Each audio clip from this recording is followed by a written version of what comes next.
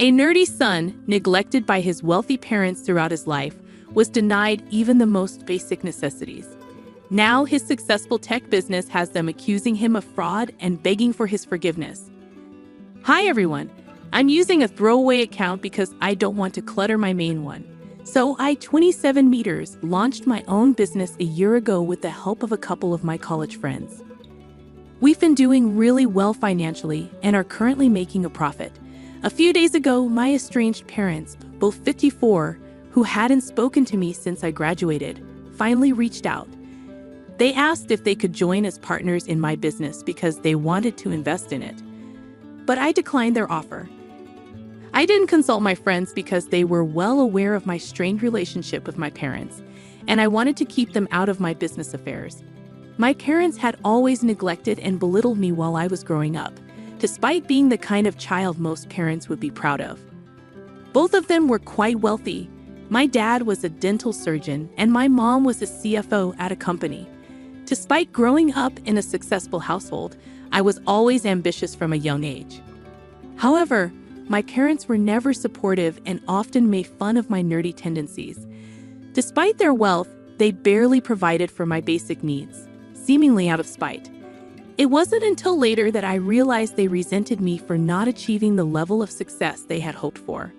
While they were successful in their own right, they never reached the level of fame they desired. I only learned the truth behind their animosity towards me when I confided in my aunt, my dad's younger sister, who was the only one who understood me when I was 16.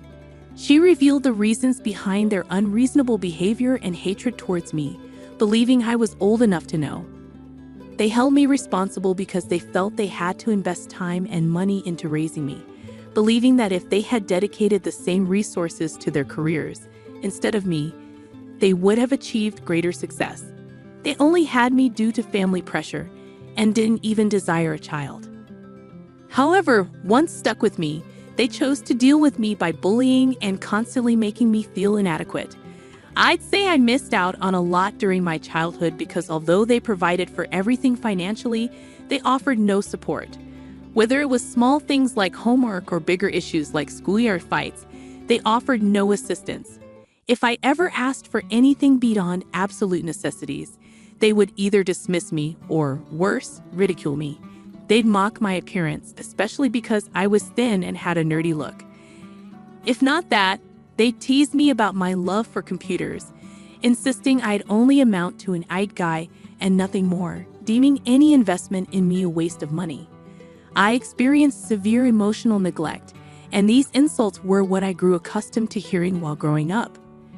At the time, I didn't realize it was wrong. Instead, I believed there was something inherently flawed about me, causing my parents to not love me like other parents love their children. It was messed up, but it felt normal to me. During my teenage years, I started pushing back a bit, but my dad quickly shut it down and threatened to kick me out if I didn't comply. So I turned to confiding in my aunt, who repeatedly offered to intervene, but I was too afraid of the potential consequences. I knew my aunt couldn't take me in, and I didn't want to burden anyone else, so I endured the hardships at my parents' house. Whenever things got tough, I sought solace in talking to my aunt. However, once I learned the truth behind my parents' behavior, I decided to cut ties with them after college since they didn't want me. They had sent me to public school, which, forgive me for sounding conceited, I believed was a waste of my potential anyway. That should have been a clear sign that they didn't care about my education or me in general, but I still held on to some expectations from them. However, those expectations shattered when they informed me that once high school ended and I turned 18, I wouldn't have a place in their home unless I made something of myself. Furthermore, they declared they wouldn't pay for my college tuition either. I couldn't take it anymore and confronted them, insisting they couldn't do this to me because I knew I had a promising future. Being a straight student all my life, I believed I was on the path to success. But they remained firm, dismissing my potential and saying I shouldn't have such high expectations. They even went as far as to belittle me, suggesting that the highest position I could aspire to would be a lowly IT guy fixing computers for beginners in corporate offices. despite what my teachers and friends had led me to believe about my abilities. To be honest, it was a pretty absurd statement because even those supposedly lowly aid professionals are highly skilled and deserving of respect in their own right. Unfortunately, my ignorant and narrow-minded parents couldn't grasp that concept. I tried to reason with them, hoping to convince them to cover my tuition costs. I figured I could worry about accommodation later. However, they remained stubborn. So a few weeks before my 18th birthday, I left home and sought refuge at my aunt's house. While my aunt continued to advocate on my behalf with my parents, her efforts proved futile. Eventually, we decided that I would attend whichever college offered the highest percentage of tuition coverage through scholarships. Fortunately, I was accepted into a college with an 80% scholarship, and it boasted a respectable computer science program, which satisfied me. My aunt, who worked in sales and didn't earn as much as my parents, generously agreed to cover the remaining expenses. Despite her middle-class status, her support was invaluable, especially considering my reduced tuition fees as a scholarship recipient. I only returned home if it was absolutely necessary. Otherwise, I preferred to stay in my dorm, especially since my aunt often traveled for work. That was my plan for navigating college, and my life improved significantly once I left my parents' house. Without the constant worry and anxiety, I felt much happier and found it easier to make friends. It was through these friendships that I met my current friends and business partners. Together, we decided to establish our own egg firm, and things have been going relatively well since then. I didn't think my parents would take any interest in my life, considering they had shown little interest during my school years. However, when they learned that I was graduating college as valedictorian, they decided to attend the ceremony. Unfortunately, they couldn't enter because I hadn't purchased tickets for them, nor had I invited them, as we were not on speaking terms. After the ceremony ended, I was taken aback to find my parents standing with my aunt, who seemed just as irritated as I was, likely having dealt with them after the graduation. Although I had plans to go out drinking with my friends, I ended up spending the next 2 hours in my parents' hotel room, engaged in heated arguments and disputes. They were upset about not being invited to the graduation, whereas my aunt had been, and they demanded an explanation. It struck me as ironic because, well, they hadn't let me live with them, kicked me out at 18, refused to pay for my tuition despite being able to afford it, and subjected me to emotional mistreatment throughout my childhood and into adulthood. Frankly, I didn't feel they deserved an explanation, but I didn't want them causing a scene outside my college campus. So I reluctantly accompanied them to the hotel. However, before losing my temper completely, I made it clear that I never wanted to see them again and warned them that if they tried to contact me, I would take legal action to keep them away. With that, I left the hotel to meet my friends. I made it clear to my friends that I wouldn't let my parents ruin what should have been a joyous day for me. After that confrontation, I cut off communication with them completely. Later, my aunt informed me that they were disappointed and angry. They even discussed the idea of disinheriting me, but I wasn't fazed because I never expected to receive anything from them anyway. That was the end of our interaction, and it's been almost 7 years since we last spoke. Then, out of the blue, a couple of days ago, they called me. They had asked my aunt for my phone number, and she gave it to them, thinking they wanted to apologize. However, they didn't apologize for anything and instead went straight to proposing a business venture. They saw investing in me as profitable now compared to years ago. Naturally, I declined their offer, hung up, and blocked them.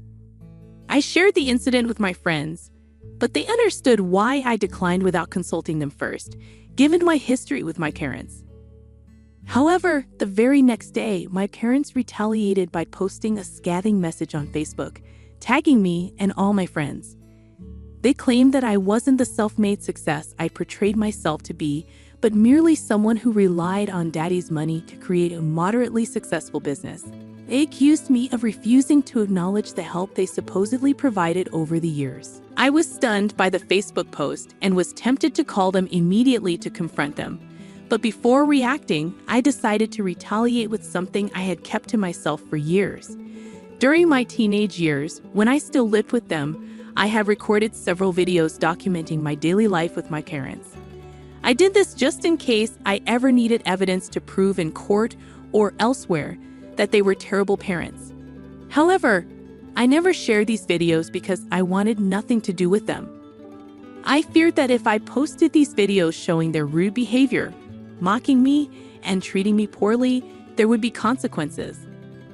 At the time, I didn't want any drama, so I let it go. However, their Facebook post changed everything. Feeling compelled to respond, I finally decided to share those videos. Perhaps I was in the wrong here. Using my public profile on Instagram, I wrote a lengthy caption explaining my history with my parents and uploaded the videos to call them out. Once that was done, I contacted my lawyer to update her on the situation. However, she was already one step ahead and began the paperwork to file a defamation lawsuit against my parents for their actions. She also planned to contact my business partners to gauge their willingness to join the lawsuit since their names had been dragged into the Facebook post as well. Several comments had already appeared on their post from some of my relatives and friends of my parents, applauding the exposure and vowing never to work with us again, providing us with solid grounds for legal action. I forwarded those screenshots to my attorney for future reference and informed my business partners so they could stay informed. After completing these steps, I waited for my parents to reach out, expecting them to beg for forgiveness. A few days later, they did call me, but not to apologize. Instead, they demanded an apology from me, claiming I had made a mistake by posting those videos. They argued that while they had posted their rant about me on their personal Facebook accounts, limiting the audience, I had shared it on my public profile, potentially reaching a larger audience due to my significant number of followers. They insisted I take down the post immediately because people were already sending them hateful messages, and some were even threatening them. They warned that this could ruin their careers, as the videos portrayed them poorly, and if their employers saw the posts, they would face serious consequences. Feeling defensive, I asserted that they deserved what was happening and promptly ended the call. However, I archived their posts and switched off my phone for a while. When I eventually checked my email after a couple of hours, I found a message from my parents.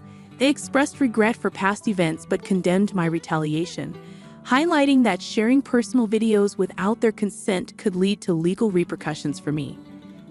They hinted at being served with a defamation suit and demanded I retract my actions, warning of the potential consequences if I didn't comply. I discussed the situation with my business partners, who unanimously agreed that we should proceed with the lawsuit. They believed we had acted ethically and refused to back down, unlike those who had resorted to lies and distortion to discredit me. Despite their support, I couldn't shake the guilt, especially after receiving an apology via email. I knew the lawsuit would bring negative consequences for all involved, adding to my uncertainty. I'm torn about what to do next. Despite their apology, am I wrong to pursue legal action against my parents for defamation? Update 1. Hi everyone, I've made the decision to move forward with the lawsuit, and there are a few reasons behind it. Firstly, this wasn't a decision made solely by me. My friends are also involved. Although their posts didn't garner as much attention as mine did initially, it still had the potential to harm my business. Their intention was to tarnish my reputation and that of my firm, so I believe pursuing defamation is justified. Moreover, their apology doesn't hold much weight, as it seemed more about protecting their own careers rather than genuine remorse. Reflecting on my past, I realize I've often avoided confronting my parents due to fear, even into my late 20s. It took comments from some of you to make me realize just how many opportunities I've had to speak out, but didn't due to that fear. However, I now understand that I hold the power, and they can't intimidate me anymore. Despite their apology, which felt insincere, I'm determined to proceed with the lawsuit. I've been accommodating for too long, especially to people who don't deserve it. The treatment I endured from my parents was cruel, and no child should experience that. Now that I have the chance to seek justice, I won't hesitate to take it. I've taken the high road for too long, but there's no reason to continue when they persist in targeting me just to satisfy their ego. It's unacceptable, and I refuse to tolerate it any longer. Update 2. Today, my aunt reached out to inquire about my decision regarding the situation with my parents. I informed her that we were proceeding with the lawsuit, which seemed to satisfy her. She expressed pride in my decision and offered an apology for not doing more when I was younger. I reassured her, acknowledging the challenges she faced at the time and appreciating the support she did provide when it truly mattered. Despite my family's admiration for my parents, I recognized that revealing their true nature would likely not be believed, and my aunt's intervention might have led to undesirable outcomes. While she's not flawless, her efforts on my behalf mean the world to me. As for my parents, I haven't communicated with them since their email, and it seems they're waiting for me to withdraw the lawsuit. However, it's been 4 days, and we've decided to pursue mediation first before considering court proceedings. Our goal is to reach an out-of-court settlement, given my parents' financial resources and culpability in this matter. Despite their attempts to paint me as the villain and jeopardize my business, I've remained steadfast in my resolve. Their desperate attempts to equate our actions only serve to highlight their deceit, whereas I merely sought to reveal the truth. Once mediation is concluded, I'm tempted to re-release the videos, as their true selves deserve to be exposed to the world. Update 3. Today, the court finalized the mediator for our negotiations, and we were promptly informed. Shortly after, my parents called me. I had temporarily unblocked them for this conversation to inquire about when I planned to withdraw the lawsuit, as they felt things were spiraling out of control. I made it clear that withdrawal wasn't an option, which sent them into a frenzy. The call descended into chaos, with their angry voices barely coherent amid the shouting. Eventually, I ended the call to escape the tumult. However, they immediately called back, and this time it was my father who took the lead. He accused me of provoking him and insisted that my actions wouldn't intimidate him. I stood my ground and delivered my own barrage of truths, expressing all the pent-up frustration and resentment I had harbored for so long. While the exchange was harsh, it was cathartic, and I feel a sense of relief after finally vocalizing my feelings to them. After ending the call, I refused to entertain further arguments and promptly hung up. However, they persisted in their attempts to sway me. They contacted my aunt, fabricating a narrative that I was suing them for baseless reasons, which couldn't have been further from the truth. Their manipulation tactics have lost their effectiveness over time, especially with my aunt, who wasn't easily swayed. Unmoved by their pleas, she echoed my stance, offering sympathy but making it clear that their behavior was unacceptable. Threatening to involve the authorities if they continued to harass her, she effectively shut down their attempts. Following this exchange, there was a temporary respite from their barrage until the evening. It seems my parents had resorted to a desperate strategy, contacting every family member to garner support. Consequently, I received a flood of identical messages from various relatives, all echoing my parents' false narrative. It was painfully obvious that my parents had orchestrated this campaign, hoping to pressure me into relenting. Their concerted efforts to salvage the situation only served to highlight their desperation now that they realized the gravity of their predicament. Update 4. The proceedings have commenced, and we're currently on a lunch break. I'm jotting this down while riding the subway. Despite my parents' aggressive demeanor, it's evident that they're on the losing end. If they want to avoid court, they'll need to acquiesce to our terms. I'm fortunate to have such supportive friends and business partners who stood by me throughout this ordeal. Their unwavering support means the world to me. Just moments ago, one of my friends offered a listening ear, recognizing the emotional toll this situation has taken on me. Despite the challenges posed by my parents, I'm grateful for the blessings in my life, including loving friends and an aunt who cares deeply for me. I'm also getting married on September 10th, starting at 1 p.m. I mentioned casually. My younger sister's eyes twinkled with a mischievous glint as she smirked. Oh, same day and time, huh? What a coincidence. But you're only having a small family affair, right? I heard you're keeping it under 100 guests. That's such a shame. We're going all out, inviting everyone we know, from family to friends and colleagues. Have your little event if you must. I bit back my initial response and chose my words carefully. I'm Sarah, 30 years old, and I work full-time. I met Thomas, who's 3 years older, through a mutual friend. After dating for 2 years, we recently registered our marriage. Thomas works in the food industry and is genuinely kind and sincere. We're planning our wedding for next month, and most of the details are already in place.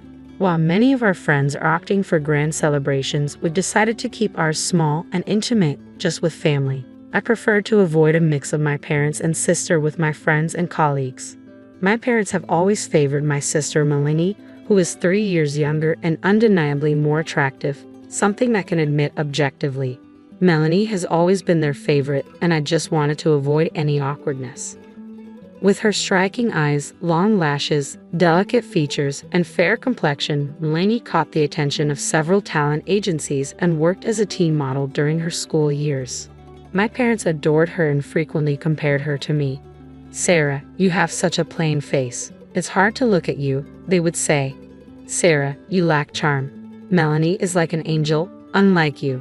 They showered Melanie with new clothes and toys, indulging her every whim, while I was denied opportunities to explore hobbies.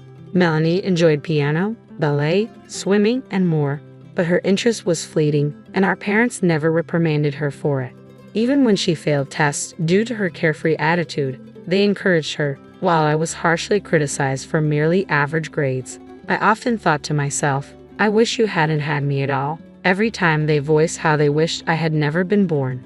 I wasn't allowed to respond as my parents criticized me and showered Melanie with affection. Unsurprisingly, Melanie grew up pampered and entitled, retaining her beauty but developing a cruel streak. We don't look alike at all, sis. Your plain face is so pathetic, she would taunt, constantly putting me down. I was reluctant to introduce my parents and sister to Thomas or his family, but my in-laws understood the complicated dynamics and didn't push. Still, my parents insisted on a meeting, so we arranged a joint family dinner. On the day of the dinner, I was anxious as my parents, Melanie, and Thomas's parents gathered. Distracted by the fear of any potential mishaps, I barely enjoyed the meal. Despite the occasion being about my upcoming wedding, my parents showed little interest in Thomas. When we talked about how we met or our future plans, they responded with indifference, offering only a disinterested Instead, they lavished praise on Melanie during introductions. When my in-laws tried to steer the conversation back to me, my parents would dismiss it, saying, "Forget about her, let's talk about Melanie." Melanie added, "Mom, Dad, you're praising me too much. Anyway, there's nothing interesting about sis." It was disheartening to see my dysfunctional family dynamic unfold in front of Thomas and my in-laws, their expressions growing stiffer as the evening progressed. After their meal and their focus on Melanie, my family left without offering a single congratulation for our wedding. I was stunned by their lack of acknowledgement, and while Thomas gently comforted me, I never imagined they could be this hurtful. "You've had a tough time, Sarah," my in-laws said with sincere warmth. "We know you've been through a lot. We're thrilled to have you as part of our family now. Please feel free to rely on us like you would with real parents." Their kind words touched me deeply. I expressed my gratitude and decided it was time to share something I'd been contemplating. "I'm considering having a small, intimate wedding," I began, "because as you've seen, my parents and sister can be quite unpredictable. I'm concerned about what might happen if we invite acquaintances or friends. Would it be alright if we keep the celebration to just close family?" Thomas had already agreed to this plan, and my in-laws responded with a reassuring, "Of course." I breathed a sigh of relief. With their support, it was settled that our wedding would be a small, family-only affair. However, as the date approached, I was faced with an unexpected and shocking development. I was taken aback when I received an unexpected call from my parents. "Melanie is getting married. Her fiancé is here right now. You need to come over." When I arrived, I found my parents, Melanie, and her fiancé waiting. The man looked familiar. "Nice to see you, Sarah," he said with a hint of surprise. "I didn't realize you were Melanie's sister." "I'm surprised too," I responded. His name was Ethan Matthews, and he worked for one of my company's business partners. "When Melanie mentioned your name, I thought she must be talking about a different Sarah. I never imagined you two could be related. You don't look alike at all," he said with a dismissive tone. I was familiar with Ethan's condescending attitude from work. It was clear he looked down on me because I didn't have a college degree. My parents had always insisted, "You should work instead of going to college," so I joined the company right after high school. Meanwhile, Matthews had graduated from a prestigious university and seemed to judge others based on their educational background. The thought of becoming family with someone like him was unsettling, and I felt a strong urge to leave the room as quickly as possible. "Congratulations on your wedding. I'll be taking my leave now," I said, trying to exit gracefully. But then Melanie dropped a bombshell. "We've decided to hold our wedding on the same day and at the same venue as yours," she announced, with Ethan chiming in. "Our wedding will be far grander than yours," he said, a smug smile on his face. I was left stunned, unable to respond to their shocking announcement. Our venue was a large one, capable of accommodating multiple weddings in a single day. Although I had initially preferred a smaller, more intimate setting, Thomas and my in-laws had insisted on this grand venue to make our special day even more memorable. If Melanie and Ethan were planning an extravagant celebration, this venue would be perfect for them. But scheduling their wedding to coincide with ours seemed like a deliberate act of spite. Melanie and Ethan laughed mockingly. "Look at her, she's completely frozen in shock." "Are you okay?" they taunted. I tried to stay composed and asked, "What are you talking about? What about our parents and relatives? Which wedding are they supposed to attend?" Melanie remained unshaken. "Don't worry, Dad, Mom, and all our relatives will be at mine and Ethan's wedding," she said, her expression smug. Our parents immediately began calling our relatives to invite them to Melanie's ceremony. The relatives I had seen before had always favored Melanie, and now they either wanted to avoid conflict or believed her version of events over mine. Despite my attempts to explain that Melanie had announced her wedding date only hours after ours, they dismissed my concerns, calling me immature for even suggesting a conflict.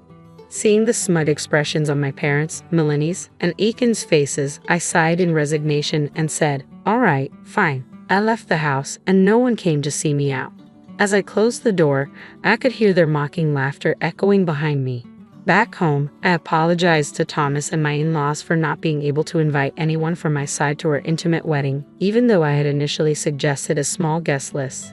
They were understanding and even suggested that with fewer guests, we could make the ceremony more elaborate. I was genuinely appreciative of their support.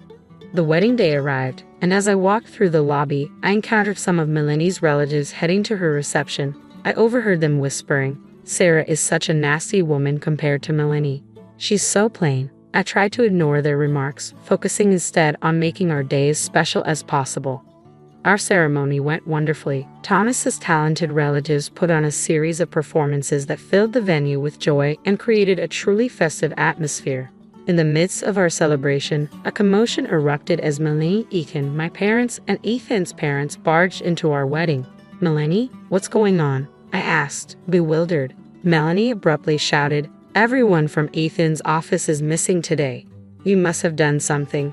In reality, Melanie and Ethan's reception hall was nearly empty, with many seats unfilled, causing a heated confrontation between my parents and Ethan's parents. My parents angrily criticized them. "What a disgrace." Ethan's parents, taken aback and upset by the unwarranted blame, were in a foul mood.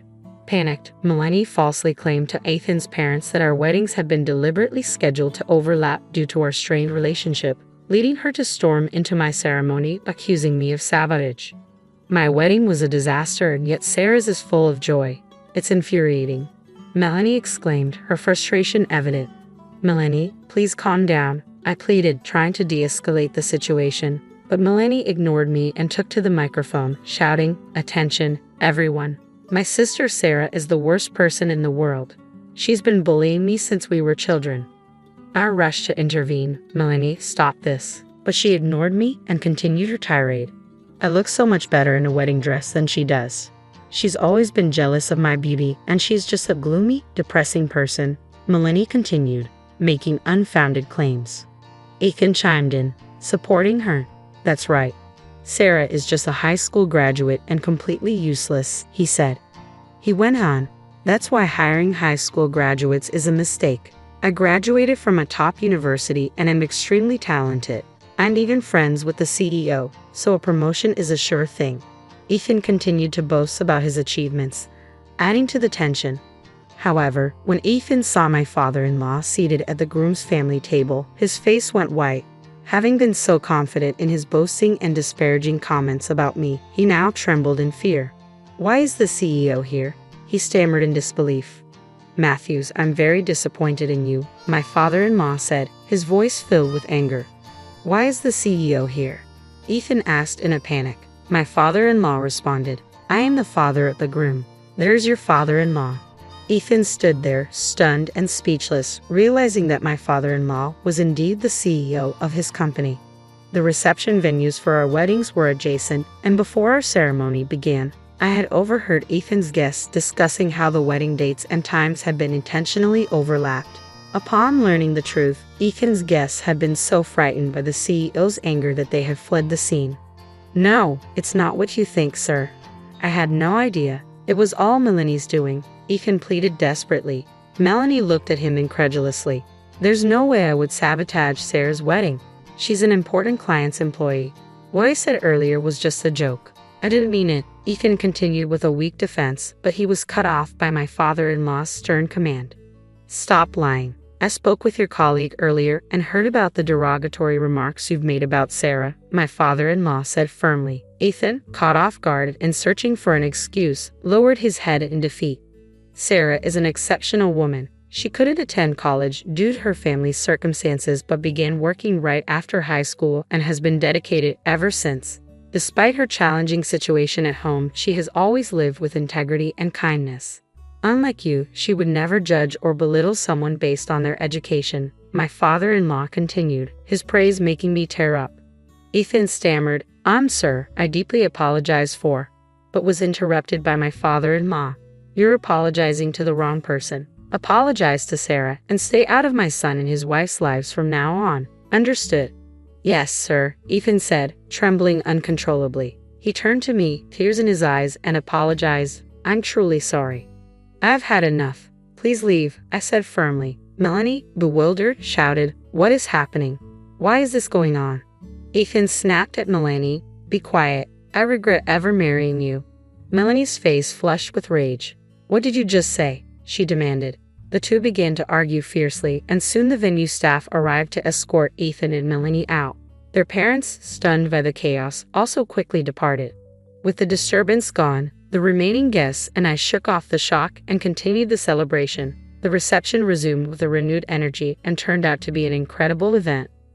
I thanked my father-in-law, saying, Father, I was deeply touched by what you said earlier. Thank you so much. He smiled warmly and replied, I'm sorry for my subordinate's behavior. Thank you, Sarah, for marrying my son. If you ever find yourself in trouble, don't hesitate to reach out. Although Ethan was clearly anxious about facing consequences for his actions, the situation wasn't work-related, so he wasn't demoted. However, his attempts to ingratiate himself with my father-in-law in hopes of career advancement backfired spectacularly when his true character was revealed. Unable to repair his damaged reputation, Ethan could only discuss work-related matters with my father-in-law and was demoted to a lower position within the company. His previous behavior of boasting about being the boss's favorite had led to his isolation. Even his colleagues and subordinates began to avoid him, unwilling to make eye contact. By the end of the day, Ethan was likely just another employee to my father-in-law, especially since he hadn't even known who his son was marrying. News of Ethan's misdeeds quickly spread throughout the company, diminishing his comfort at work. He began to blame Melanie for everything and became violent towards her. Melanie responded by suing Ethan for domestic violence, while Ethan's parents filed a lawsuit against Melanie for ruining the wedding. The situation spiraled into a chaotic divorce drama. Melanie was distraught over Ethan's violence and the lawsuit from his parents, while Ethan and his parents claimed that Melanie and her family had interfered with Ethan's career and ruined the wedding. Both sides hired lawyers and prepared for a legal battle, but they were so fixated on their own narratives that they ignored any inconvenient truths. As the conflict dragged on, Melanie quickly depleted her funds due to wedding expenses and legal fees, making life increasingly difficult after the divorce. She had to move back in with her parents who had once pampered her but now treated her with disdain, labeling her as the disgrace of the family. Although I tried to distance myself, Melanie persistently called and emailed me, detailing her hardships. Despite my efforts to ignore her, I was inundated with hundreds of missed calls and unread emails. I blocked her abusive messages and pleas for money without responding. Soon, my parents began contacting me as well, begging for financial help. Their requests were relentless and annoying, though I couldn't tell if they were trying to cover their own wedding-related expenses or hoping to sway me with their pleas. The volume of their communication grew, becoming a significant nuisance. I blocked their calls and emails too. I anticipated they might visit in person, but they clearly lacked the funds for transportation. Ethan's parents, who should have been practically strangers to me, began persistently asking me to mediate with my father-in-law. They even tried to follow me home recently. I reported their behavior immediately, but they always fled whenever the police arrived. Their attempts to stake out my home became more frequent, prompting more police reports and increased patrols. For now, things have calmed down. In the meantime, I'm creating a loving home with my kind mother-in-law and father-in-law, who I now think of as my true family. I'm experiencing the genuine warmth of a family environment, something I had only heard about before. Here, there's no trace of the daughter-in-law bullying I had previously endured, and I'm discovering what it truly means to have a supportive and affectionate family.